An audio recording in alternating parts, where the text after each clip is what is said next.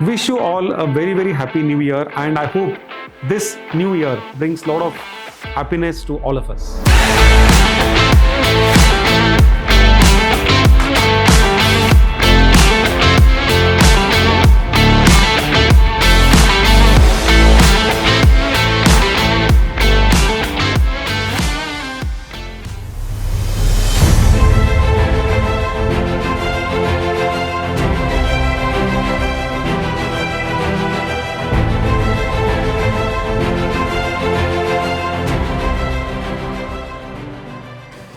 Yes, I'll go back to 2004 when I was heading production in one of the manufacturing units.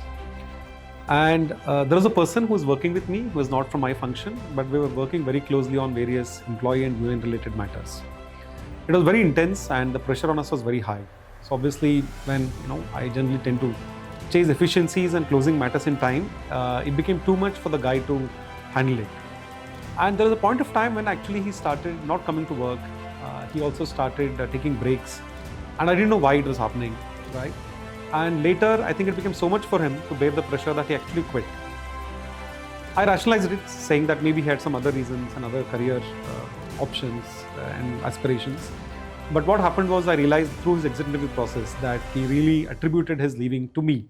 The kind of pressure that I had exerted and the kind of demands I was making and not understanding the kind of issues he was going through. While I realized that he could have told me what he was going through, I would have probably made some other arrangements. But what happened was that maybe I didn't give him the comfort or access to share all that with me.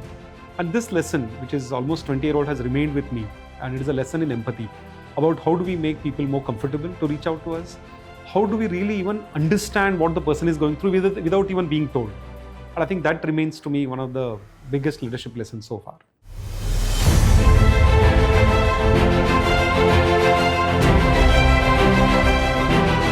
Okay, one, I think the consistent product quality as well as the sustainability credentials for the product and process have become qualifiers now, which were not so, say, maybe even a decade back.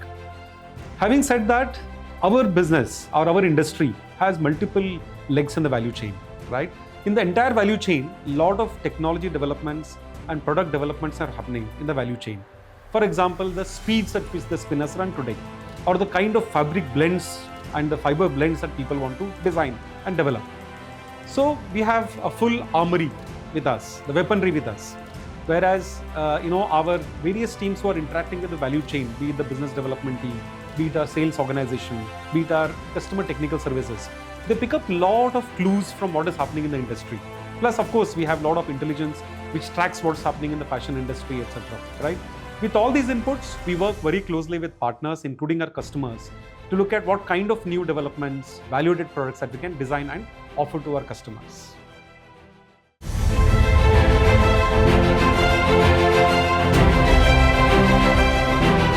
See, we are in the fiber business, right, for now almost 8 decades.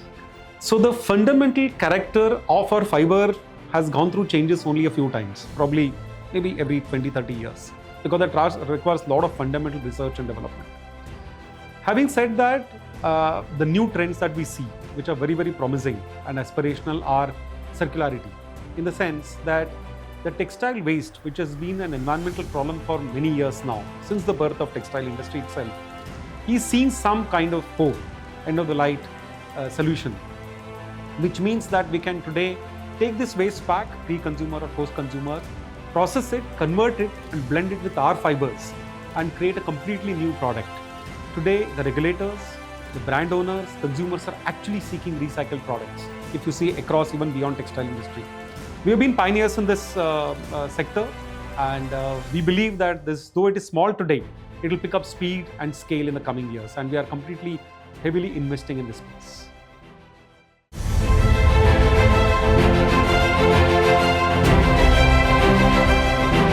Yes, I think the world is developing and growing very fast. So if we want to do everything, like new technology, new product, new process, it will take many, many years and maybe even decades. Plus, we'll be committing too many resources to invest in this kind of development. While we have our own new product development process, we have our own R&D, we have our own manufacturing base and capability. So it's important to partner with best in the world today. So we partner with startups, we partner with academic institutions, and in fact even our customers and brands to co-develop certain solutions. Because when you partner with these people, the speed at which we can develop and the scale at which we can grow would be much, much higher.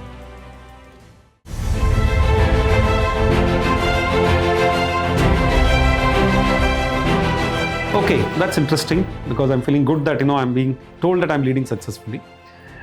So now what has helped? I think one, it's a combination of being very disciplined and rigorous in whatever I do, so that we get into depth of the matter, be it a problem, be it an interesting idea, right? And I think never give up attitude.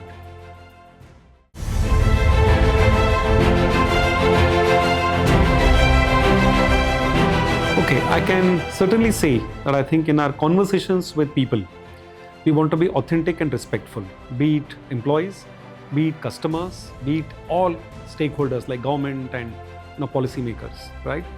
Two, I think culture normally plays out when there is a difficult situation, right? So we believe that all of these play out when difficult situations come to. Secondly, I would also say that I think we want to encourage people to share their disagreements and dissent so that we can get diversity of views and have an inclusive workforce.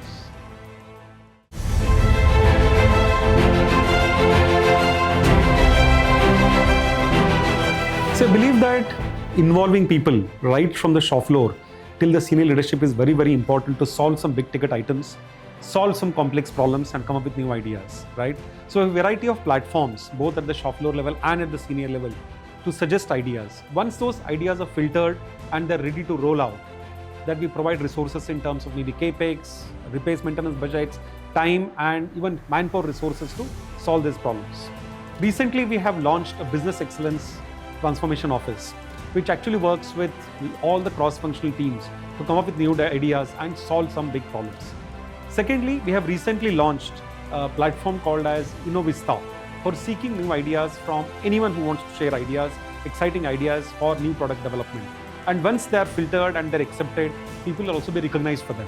So I think it's important that we continuously seek new ideas, support them, allow people to fail, experiment, but also take accountability for some of the actions and outcomes, and have a very strong mechanism for recognition of such successful ideas and outcomes.